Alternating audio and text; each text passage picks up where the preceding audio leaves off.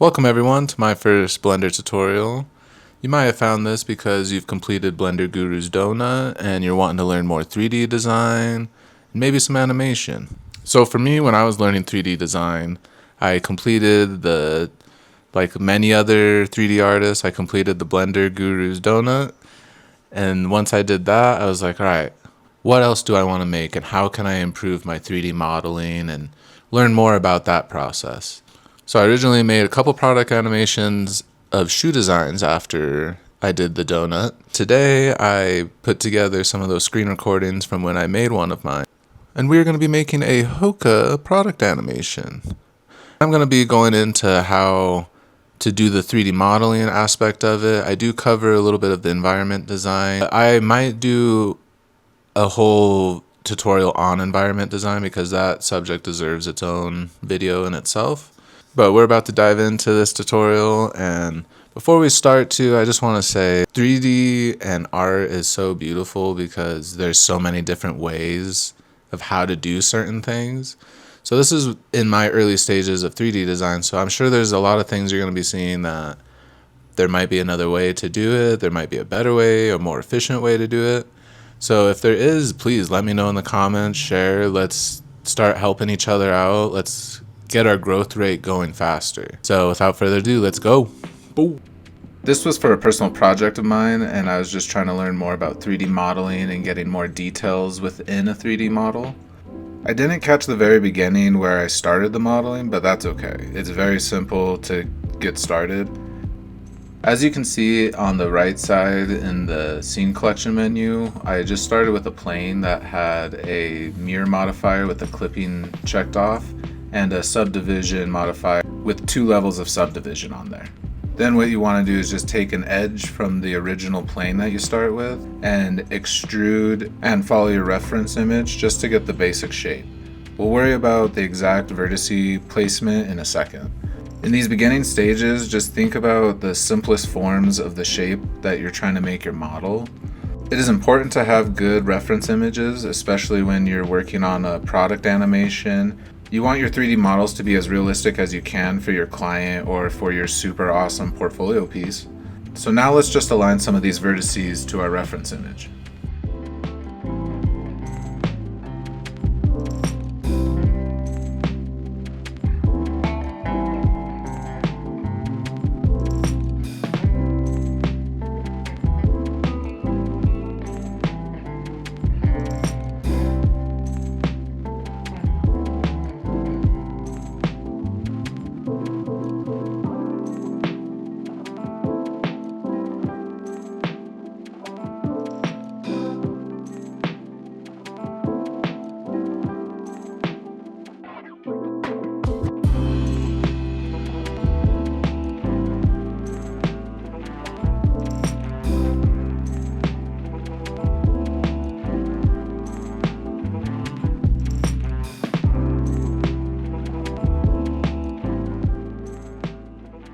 I just want to jump in here to talk about how when you're modeling, sometimes it's a lot easier to just copy existing geometry that you have than creating each piece from a fresh plane or cube each time. So here I'm just taking the bottom of the sock to make the rubber or the sole for the shoe. To do that, I just grab all the bottom planes and then copy it and separate that from the object, so it becomes its own plane. So from there, I just extrude it down. And then to get the indents on the side of the Hokas, I want to add some edge loops and use the knife tool to add more vertices. And just like the sock, we just want to align the vertices up to our reference image.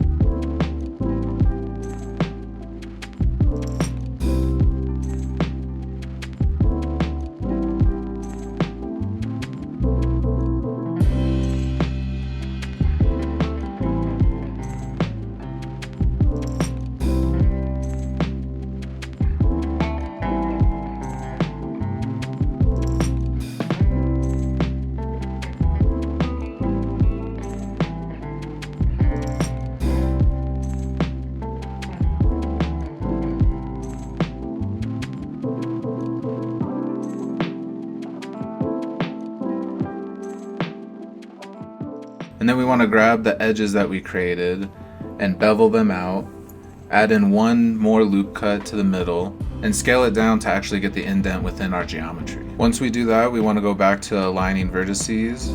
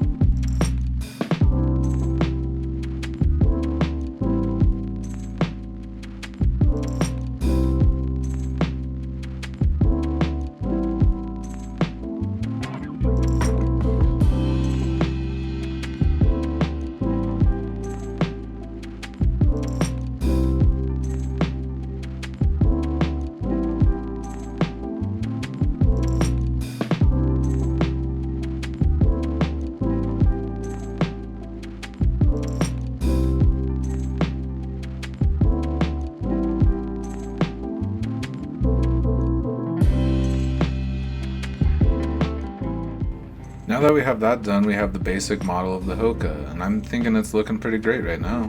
Let's add in a solidify modifier to the sock to give it a little more thickness.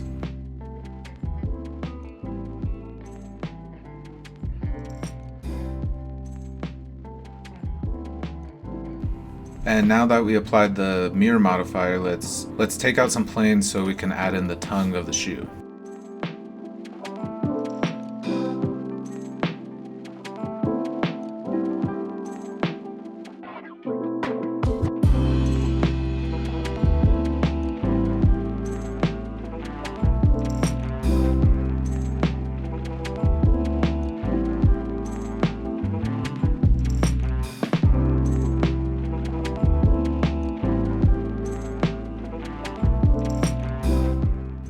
So for these stitched on fabric details, just like the rubber sole, we're gonna take the geometry from the sock. We're just gonna copy it and adjust some vertices so that way it's on the face of the sock.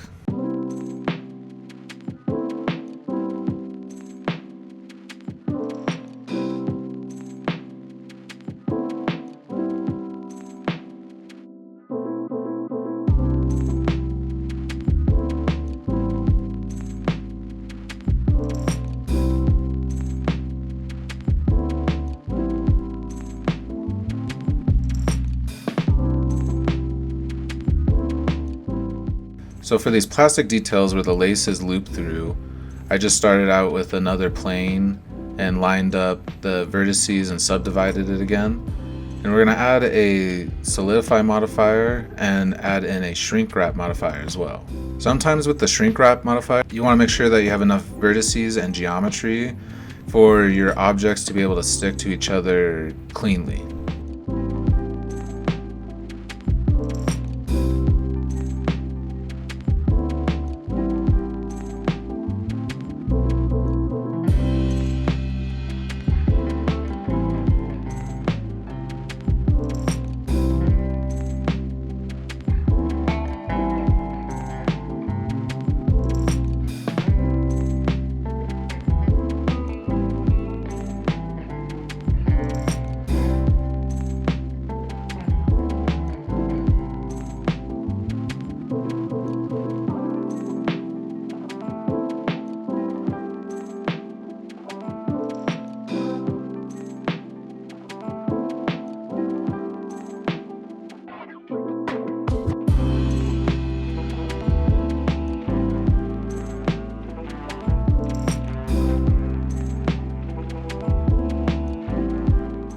And here again, you're going to start seeing me use a lot of the same methods and techniques where I'm just using a simple plane, lining up vertices, or I'm using existing geometry already and just attaching it onto our main model.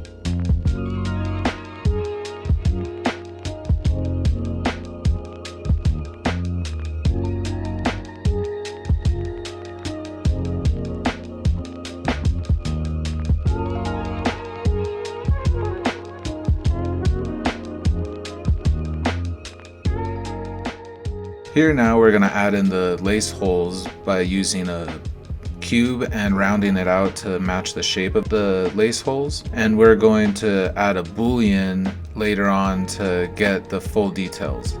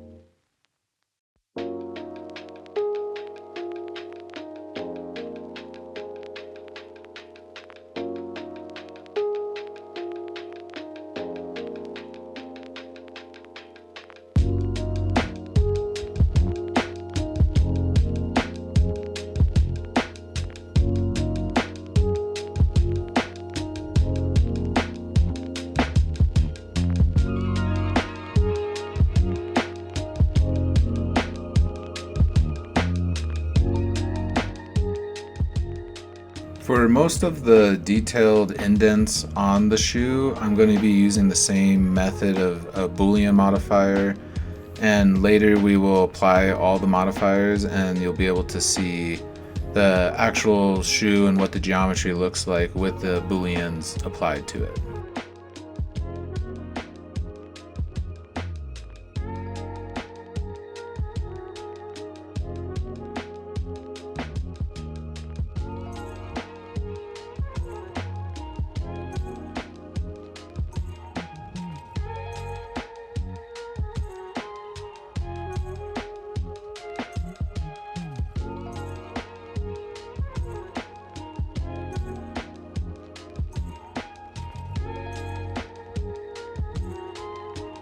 I'll tell you here, this is where I was learning a lot about the Boolean modifier, and I can't express enough that to learn the most with Blender and 3D, it's really just experimenting and trying to problem solve what you're wanting to do.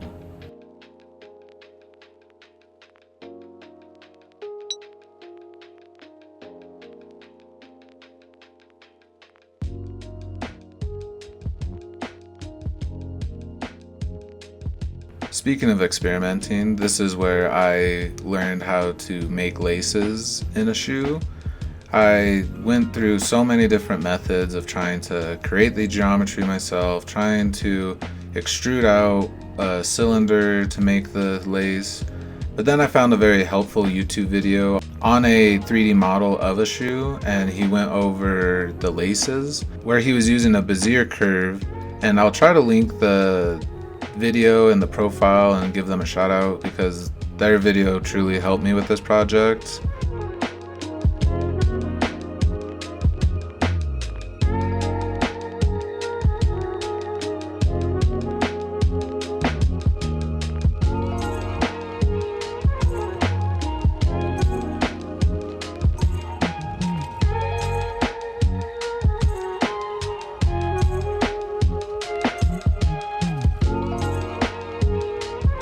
So here you take the Bezier curve and extrude the vertices out, each point out, to go across each lace, and then I'm going to subdivide it to have another point through the middle over the tongue.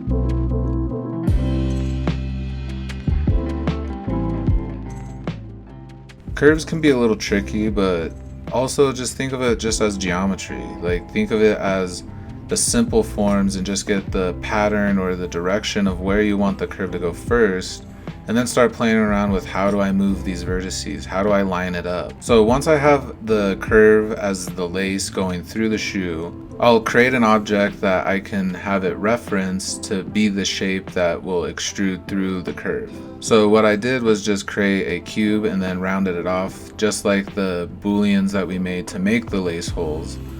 And I have the curve reference that shape to now make the curve into geometry. And now that you see that there's thickness to the lace, you can see that some of it is not angled correctly or not going through the hole perfectly.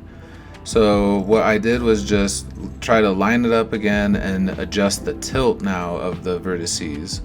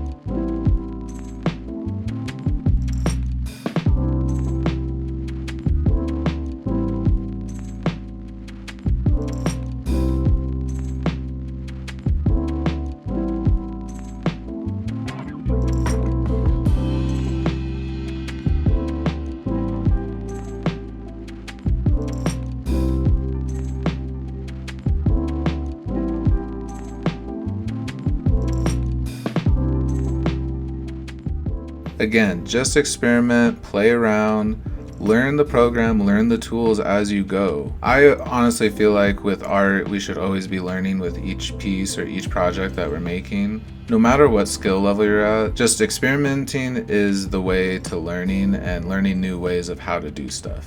So now that we have the laces done, I think it's time to add in these final details, which are these tiny little holes. This took me forever and way too long. And if anyone has a better way to do this, please let me know in the comments, because this was so tedious and I'd love to know how I could streamline this process.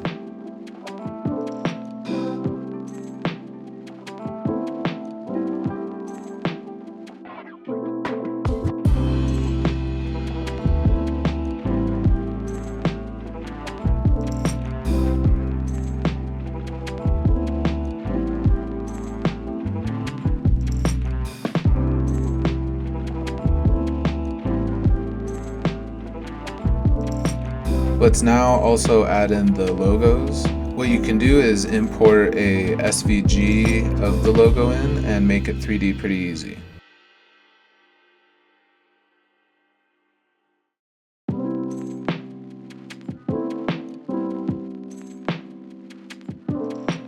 So here I'm making sure I'm putting the logo on the correct side. And here when you import a SVG, it's going to be a curve technically. And what you can do is, just like the laces, is extrude it out and make it 3D. Then I added in a shrink wrap modifier for the Hoka logo.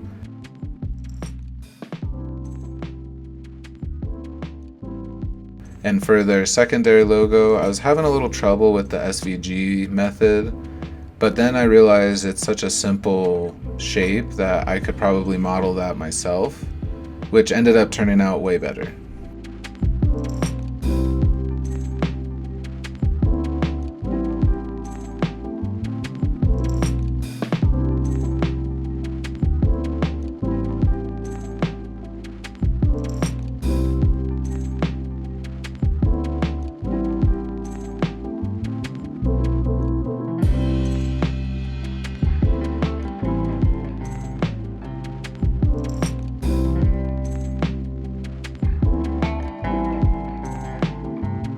Shee! Look at that shoe, we got a Hoka!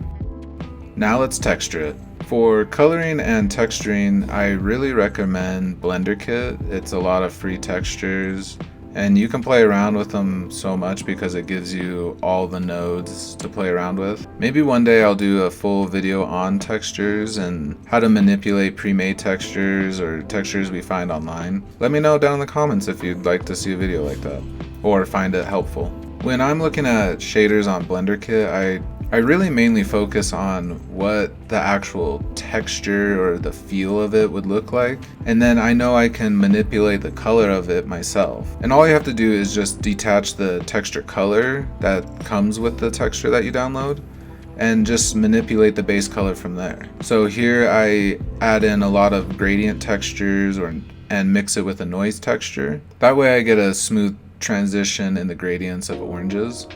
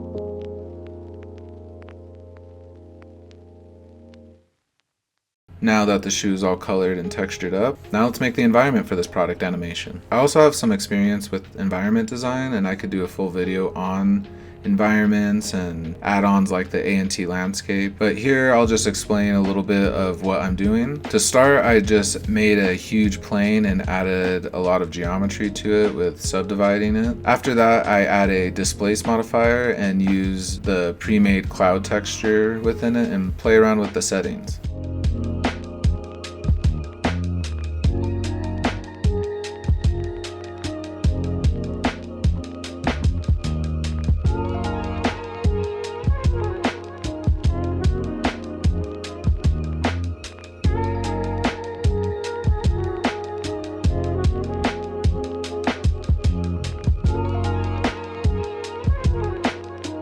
Then add in another plane or a cube to be the water plane.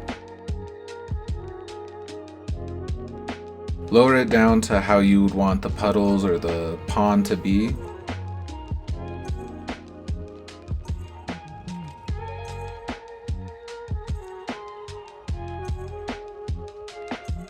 Then we head back into BlenderKit. Texturing an environment can be a little tricky to make it realistic and believable. So for that, I have found mixing different environment textures and layering your environments. Because when you go outside and look, there's so many different layers to the natural world. So really when it comes to environment design, if you could add in different layers to make it more believable, do it.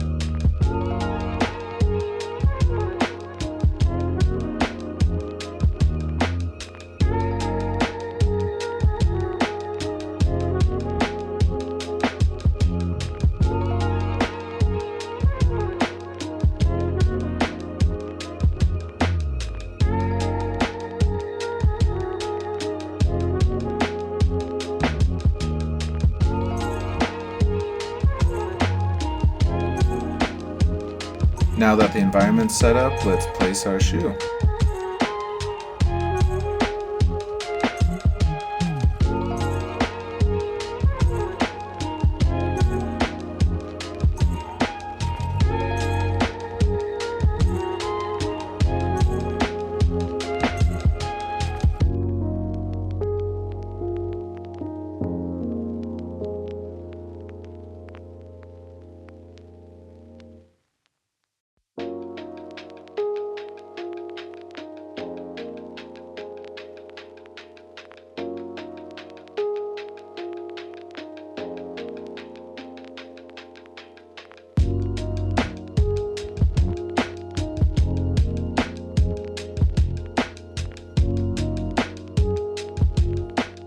Another quick tip with making your scenes more believable is adding atmosphere. I have found Southern Shoddy's VFX pack to be very useful. The weather dust and the fog is what I use in this one. Another way to add in a layer of atmosphere is by adding in God rays and diffusing the light in your scene. And a simple way to do that is to use a spotlight and create a field of cubes and use proportional editing to resize them, move them, rotate them, and then put that in front of your spotlight. This creates a more believable and realistic scene, even though you don't have as much in the scene to be casting these shadows.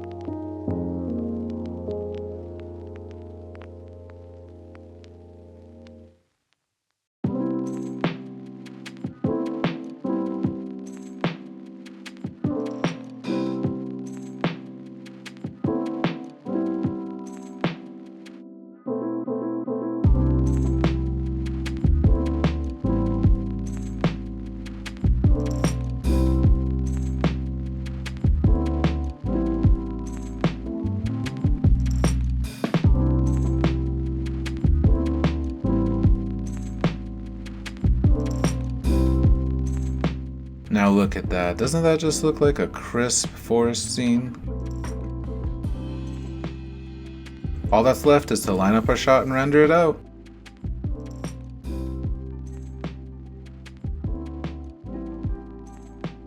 Let's take a look at the end result.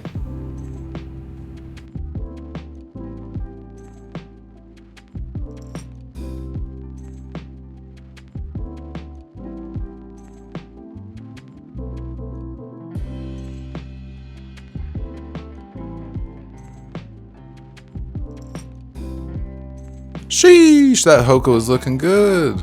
Well, I hope you guys learned a lot about 3D modeling. maybe some product animation, some environment design. This is going to be one of many tutorials, so going forward I'm going to be putting out some tutorials on 3D design in Blender. If you're wanting to learn about 3D animation, some modeling, environment design, character design, please subscribe, like, comment, share, because that's the type of tutorials we're going to be getting into on this channel. So thank you so much for your support. I hope you all learned something. Let's start a community. Leave down in the comments what shoe you made, what projects you're working on. If there's any issues you're coming up with in your process, please leave them in the comments. Let's try and help each other out. And until the next one, I hope you all stay creative and stay safe out there. Peace.